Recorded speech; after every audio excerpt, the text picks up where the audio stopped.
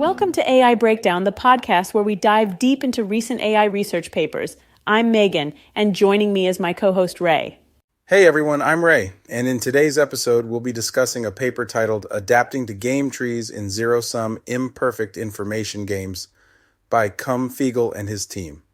This paper was published in the ICML 2023 conference. That's right, Ray. This paper tackles the problem of learning optimal strategies in zero-sum imperfect information games, or IIGs for short.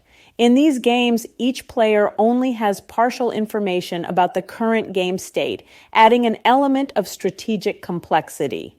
Definitely, Megan. The authors focus on extensive form two-player zero-sum IIGs, which are represented by a tree structure. Each player has uncertainty about the true game state, and their information is partitioned into sets called information sets. And to solve this problem, the authors propose two Follow the Regularized Leader, or FTRL, algorithms.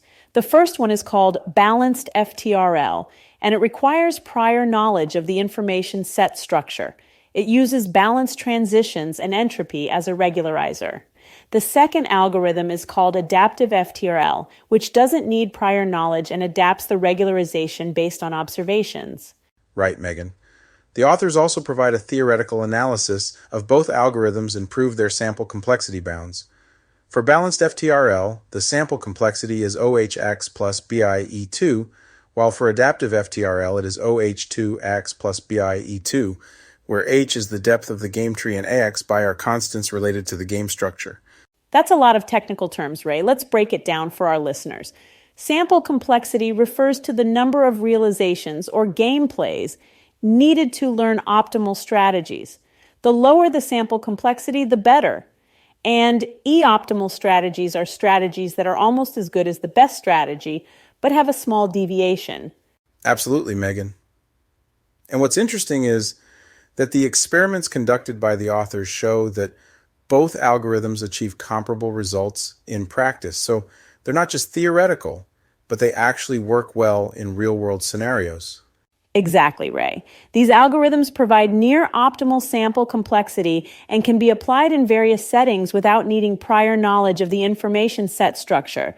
In other words, they're flexible and effective. I couldn't agree more, Megan. This paper tackles an important problem in AI and game theory, and the authors have presented innovative solutions that bring us closer to learning optimal strategies in complex and imperfect information games. Absolutely, Ray. And that's a wrap for today's episode of AI Breakdown. We hope you enjoyed our summary of Adapting to Game Trees in Zero-Sum Imperfect Information Games by Côme Fiegel and his team. Be sure to tune in for our next episode where we'll be discussing another fascinating AI research paper. Thanks for listening, everyone. Until next time.